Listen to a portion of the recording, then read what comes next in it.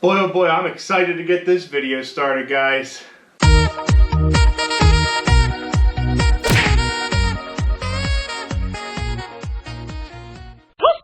I am just excited to show you guys what are in these boxes. Obviously, you already know what it is.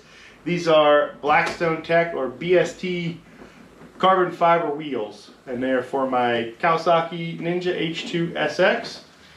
I wanted something to kind of show to customers at my job. I work over at Haldeman Auto, or you can find them at cyclehunters.com.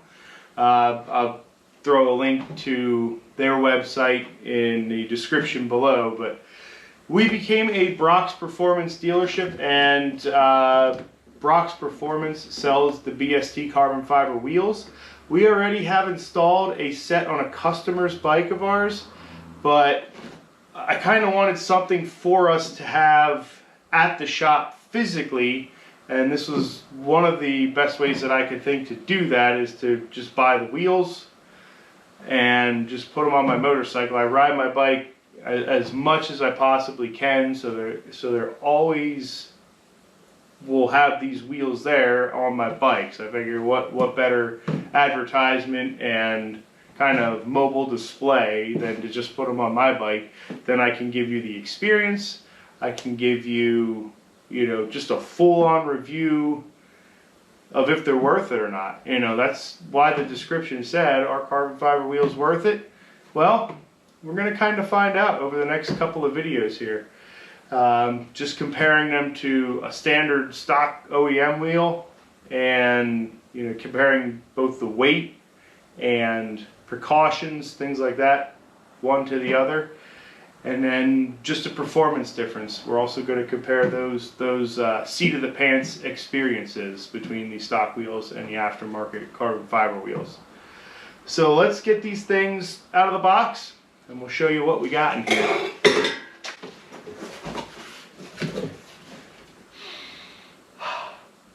Smells so good. You can smell all the glues and everything they use to put these things together. They're still kind of, I wouldn't say fresh. I'm sure these were done a long time ago, but they smell so good.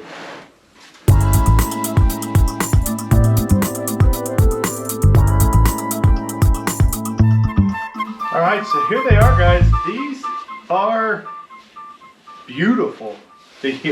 The carbon fiber weave, it just looks amazing on these wheels, and obviously it's done for structure and rigidity. The way that it's woven, it's obviously going to be a strong wheel, but they just look beautiful in my opinion. And the first thing you notice straight away is just how incredibly light that wheel is. I think these are claimed 7 pounds, and the rear wheel is actually lighter, the lightest. I think it's actually, you lose the most weight with the rear wheel, if I remember correctly. Now I'm just going off of memory. I could pull my phone up, but just going off of memory. But I believe the stock rear wheel is almost 11 pounds, and the BST wheel is somewhere in the neighborhood of 7 pounds.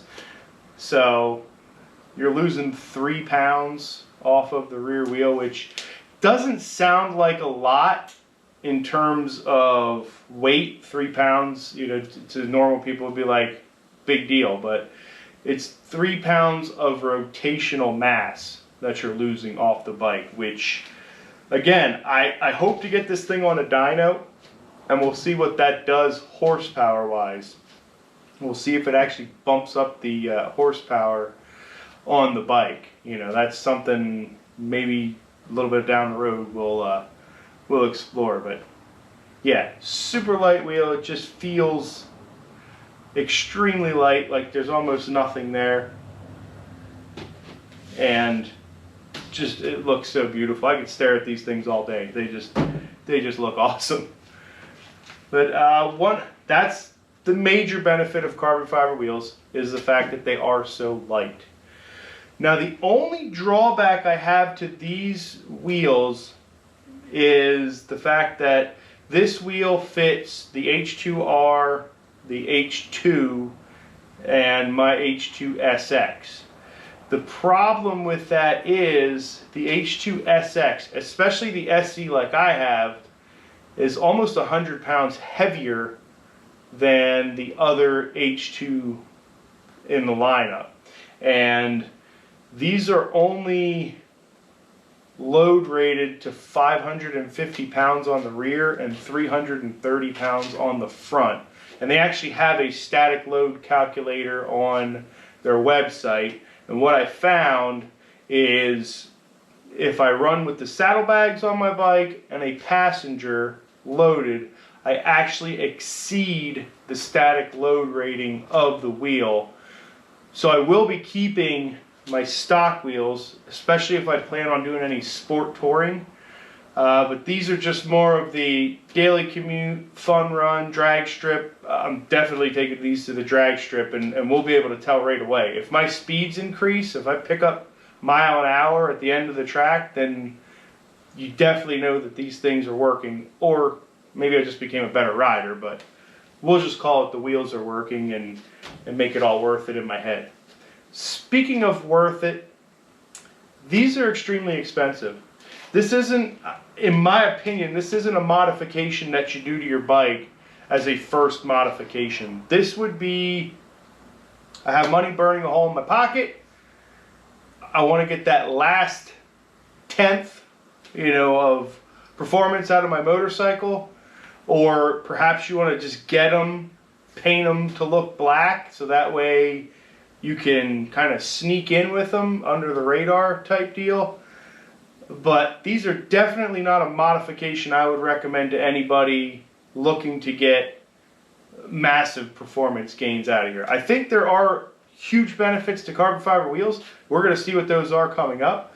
But as far as somebody looking to spend the money improving the performance on their bike, yeah, these are definitely the last thing on the list of modifications that you want to do to your bike. Again, I'm trying to just get it out there that we have access to sell this stuff, and just to give people an idea of what to expect, what they're looking for when they get this, the build quality, everything. Now, speaking of quality, this is top-notch stuff. When I installed these on a Hayabusa that a customer of ours had, I was very impressed with the craftsmanship, the quality. These wheels just look flawless, as far as how they're built, how they're assembled, how they're packaged. I mean, they're packaged extremely well. This foam ring here on here is nice. Brox does a good job of boxing them up when they send them to you. The only thing you will notice, and I don't know how observant some people are, but if you see this little bulge, this was what the front wheel was in. Now when BST ships these wheels to Brox,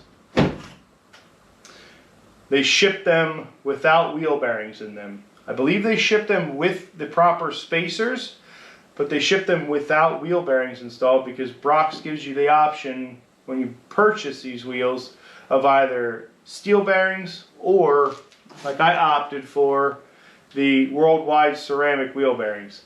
Now I've already installed ceramic wheel bearings in my bike prior to getting these, but the wheel bearing I believe in the BST wheels is slightly different. Plus, I don't want to knock out a ceramic wheel bearing just to install it into the wheel. So even if they would fit, they're just staying in those wheels, and I just went with the ceramic wheel bearings.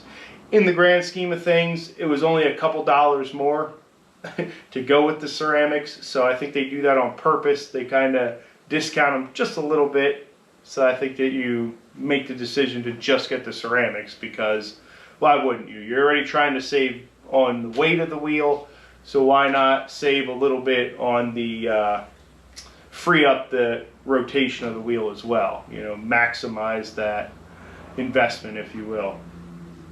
So that explains why it's bulged, but it's not a big deal. Like I said, it's just this spacer here rubbing up on the inside of the box. They aren't shipped that way from BST, but they are shipped that way from Brox. And let's talk a little bit about shipping. If you live near Ohio, where Brock's Performance is based out of, and you order these wheels from us, the turnaround time on these, they had these wheels in stock.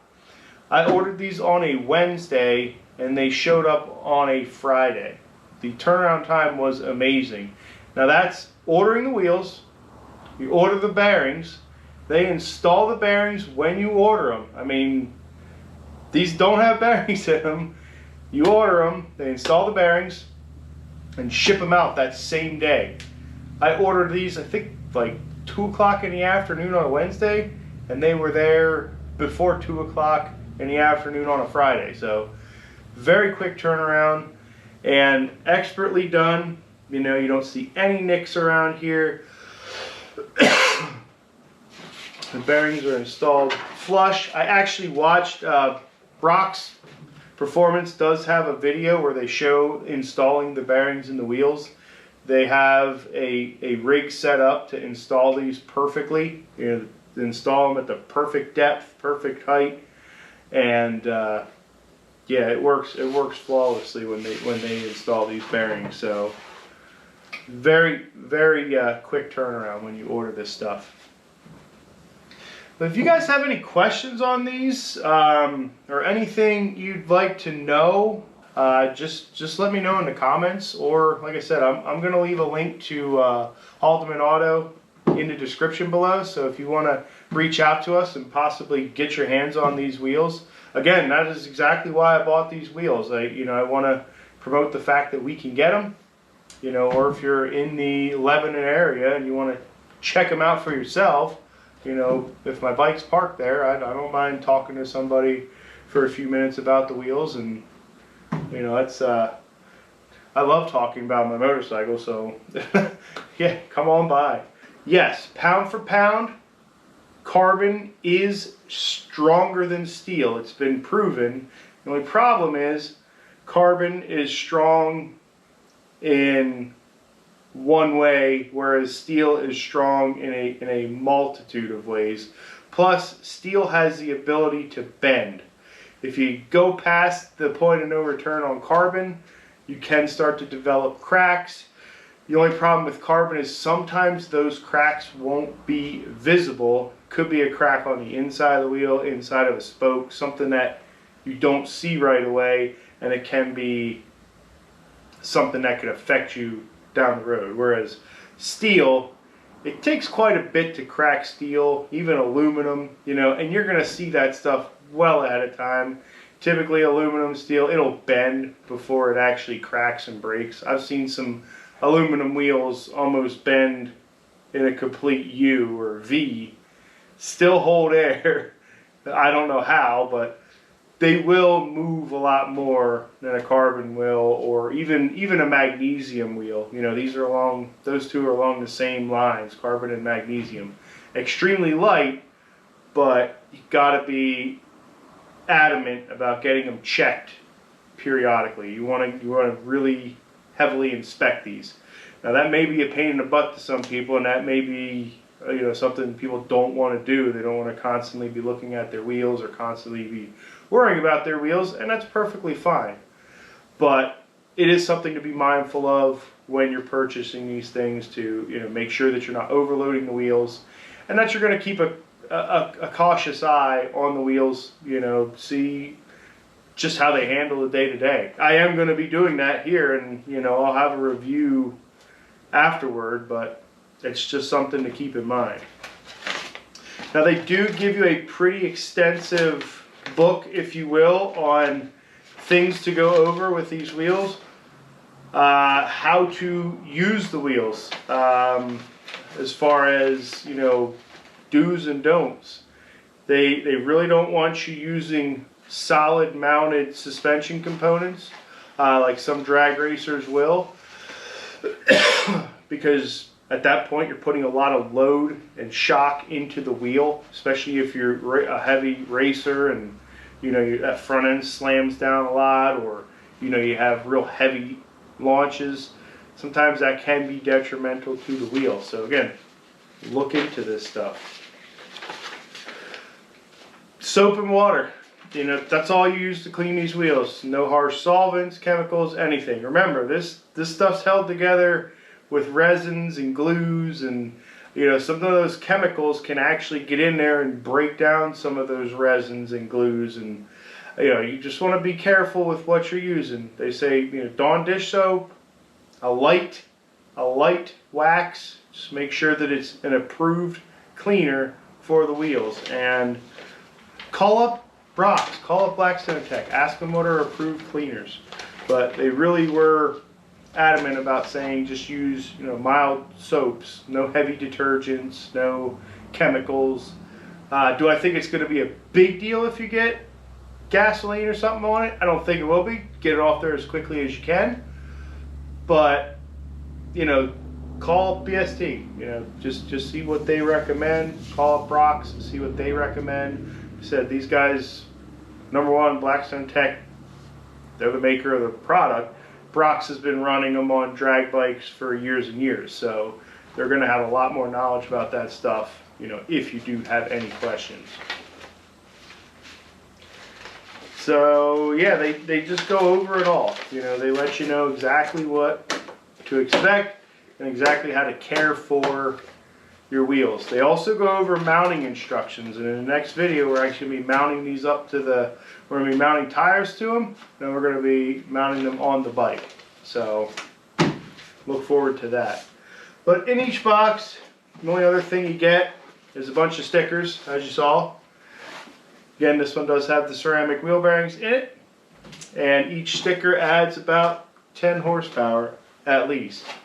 You know, this here just comes with kind of a parts list slash owner's manual, if you will. It just kind of lets you know what to expect in the packaging, and if you need to order stuff like spacers, let's say, or fasteners, something along those lines, it just comes with the information needed to get that stuff on order.